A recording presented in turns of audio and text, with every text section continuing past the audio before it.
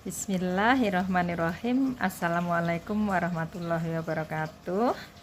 Ketemu lagi dengan Ibu Endra Stiningsih dari SMA Negeri 1 Sukaraja, Kabupaten Sukabumi, Jawa Barat. Kali ini akan belajar tentang termokimia.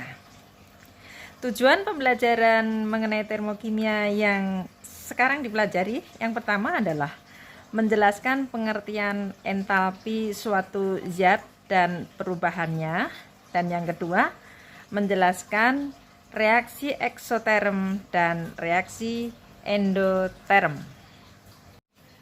Iya, bab 2 ini kita belajar termokimia. Apa sih termokimia? Termokimia itu kita belajar hubungan kalor dengan reaksi kimia. Masih ingat ya, energi? Kita punya energi dan entalpi. Dulu kita pernah belajar energi itu diantaranya ada energi potensial, kemudian ada energi kinetik.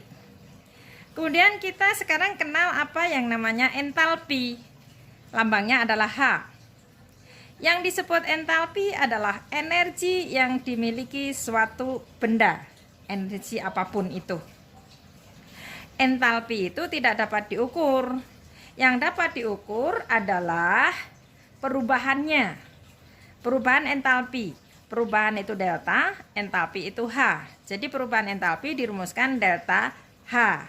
Nah, sesuatu yang menghitung perubahan itu adalah delta H sama dengan entalpi akhir H akhir dikurangi entalpi awal H awal. Ini adalah rumus perubahan entalpi. Nah, kita sekarang mengenal sistem dan lingkungan. Apa sih yang dimaksud sistem? Sistem adalah sesuatu yang menjadi pusat perhatian. Sedangkan lingkungan adalah selain dari sistem itu sendiri. Contoh, misalnya kita mengamati reaksi batu kapur di dalam air, ya. Kita masukkan di dalam wadah. Kapur dan airnya ini kita sebut sistem, sedangkan gelas dan sekitarnya itu kita sebut lingkungan.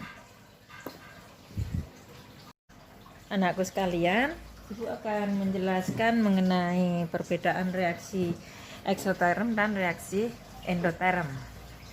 Reaksi eksoterm itu menghasilkan energi. Sebaliknya kalau endoterm membutuhkan energi. Perubahan energi pada reaksi eksoterm. Reaksi eksoterm itu contohnya misalnya reaksi air dengan batu kapur, ya. Kalian tahu nggak? Air kalau dimasukin batu kapur apa yang terjadi?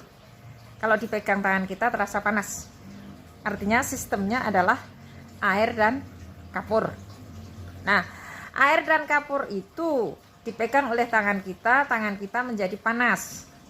Ada perpindahan energi dari air dan kapur menuju tangan. Artinya perubahan energi berpindah dari sistem menuju lingkungan. Sistem menuju lingkungan.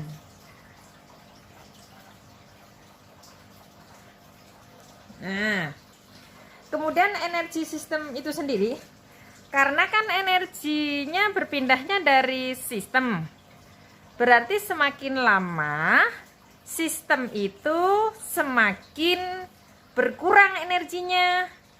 Nah, energi sistem semakin berkurang.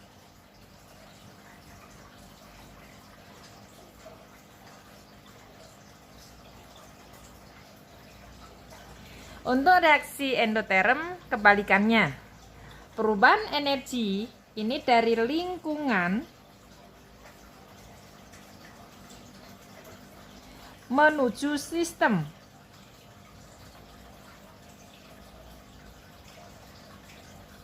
Kemudian energi sistem itu sendiri, karena kan energinya berpindahnya dari lingkungan menuju sistem. Jadi sistemnya semakin lama, energinya semakin banyak. Kesimpulannya, energi sistem semakin bertambah.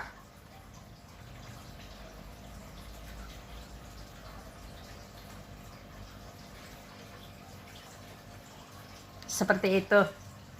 Kemudian kalau dilihat dari diagram entalpinya, perubahan entalpi, perubahan itu lambangnya delta. Kemudian entalpi lambangnya adalah H, berarti perubahan entalpi dilambangkan delta H. Tadi dikatakan, di dalam reaksi eksoterm, energi sistem semakin berkurang. Kalau semula H awalnya di sini, ini H awal. Karena energi sistemnya berkurang, berarti H akhirnya di bawah. Ini adalah H akhir. Nah, yang namanya delta H itu adalah dari H akhir dikurangi H awal. Delta H sama dengan H akhir dikurangi H awal. Nah, H akhirnya di bawah, H awalnya di atas. Kecil dikurangi besar, berarti hasilnya negatif kan? Berarti delta H-nya lebih kecil dari 0 atau sama dengan negatif. Maaf ya. Jadi delta H untuk reaksi eksoterm itu sama dengan negatif. Sebaliknya pada reaksi endoterm, energi sistem semakin bertambah. Jadi kalau H awalnya misalnya di sini, ini H awal. Berarti H akhirnya pasti di atasnya H awal. Misalnya di sini. Ini adalah H akhir. Seperti tadi bahwa delta H sama dengan H akhir dikurangi H awal. H akhirnya di atas, H akhirnya di bawah. Berarti besar dikurangi kecil, hasilnya positif, yaitu lebih besar dari 0, alias sama dengan positif. Nah, sekarang kalian sudah bisa membedakan bedanya reaksi eksoterm dengan endoterm dilihat dari delta H-nya. Untuk reaksi eksoterm delta H-nya negatif. Untuk reaksi endoterm delta H-nya positif.